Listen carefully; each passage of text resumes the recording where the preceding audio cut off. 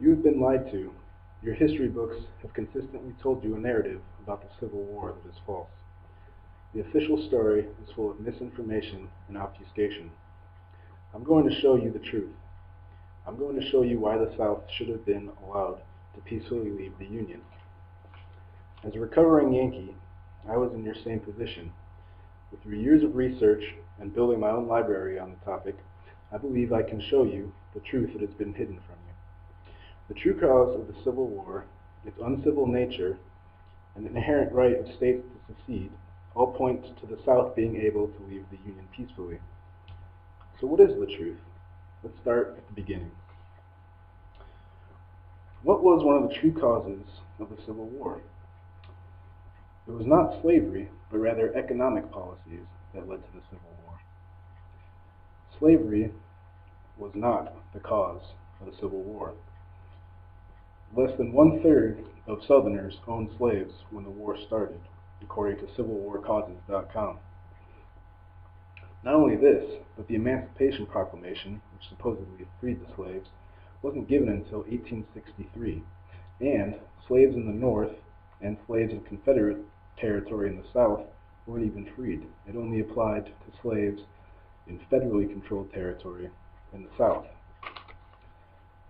The great emancipator himself, Abraham Lincoln, wrote to Horace Greeley, editor of the New York Tribune, "My paramount object in this struggle is to save the Union, and it is not either to save or destroy slavery. If I could save the Union without freeing any slave, I would do it. And if I could save it with freeing all the slaves, I would do it. And if I could save it by freeing some and leaving others alone, I would also do that." Economic policies were the cause of the Civil War. The Tariff of Abomination was passed in 1828. The House of Representative Archives shows that this tariff sought to protect northern and western agricultural products from competition with foreign imports. However, the resulting tax raised the cost of living in the South. In order to avoid this, the South attempted to nullify or ignore the law, thus bringing trade to southern ports and decreasing money in the pockets of northern industrialists. So as you can see, economic policy and not slavery was the cause of the Civil War. What about how the war was fought? Surely Lincoln would have fought the war within the accepted rules of gentlemanly warfare. Well, as you're about to see, the Civil War was anything but civil.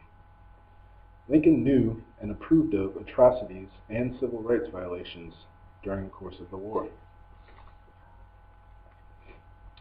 Some of the atrocities that Lincoln knew about are quoted by Loyola professor and author De Lorenzo, who said, "As early as the first major battle of the war, Federal soldiers were plundering and burning private homes in northern Virginia countryside. Such behavior became so pervasive that on June 20th, 1862, General McClellan wrote Lincoln a letter imploring him to see to it that the war was conducted according to the highest principles known to Christian civilization, and to avoid targeting the civilian population to the extent that that was possible." Lincoln replaced McClellan a few months later and ignored his letter. Some of the other well-known atrocities were Grant's burning of the Shenandoah Valley and Sherman's march to the sea, which destroyed land from Georgia all the way to South Carolina. Lincoln also infringed on the rights of Northerners.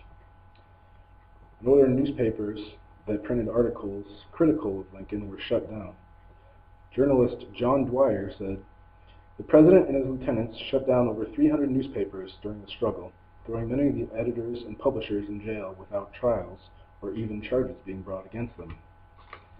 This was possible because Lincoln suspended the right of habeas corpus.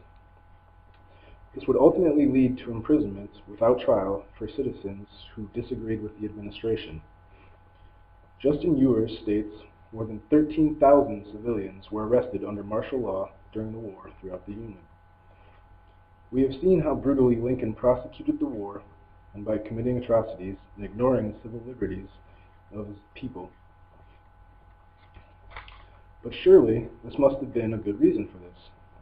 Lincoln was just doing what was necessary to save the Union, right? Maybe he was right in his own mind. However, there's no reason that the Union needed to be saved in the first place. Let's look at two of the reasons the South claimed this right. First, membership in the Union was voluntary. Second, the right can be deciphered from the Bill of Rights itself. The compact created by the Constitution was a voluntary union. No state was forced to join. In order to take effect, the Constitution had to be ratified by at least 9 of the 13 states. If the other 4 had never ratified the Constitution, they would have been de facto a separate political entity or entities. Also, several northern states had considered secession, but no force was ever threatened to keep them in the Union. Robillard, in an article in Politico, wrote, "The first serious threat of secession came from New England, not the South." In 1814, delegates from the New England states gathered at the Hartford Convention. At this convention, they threatened to secede over issues concerning the War of 1812. Ultimately, they decided not to secede, but no force was ever threatened, let alone carried out against them.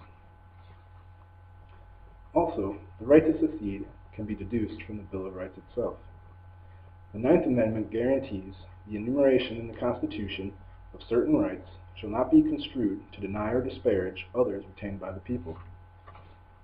The 10th Amendment guarantees that the powers not delegated to the United States by the Constitution, nor prohibited by it to the states, are reserved to the states respectively or to the people. Nowhere in the Constitution or the Bill of Rights is secession prohibited to the states, nor its prevention to the federal government.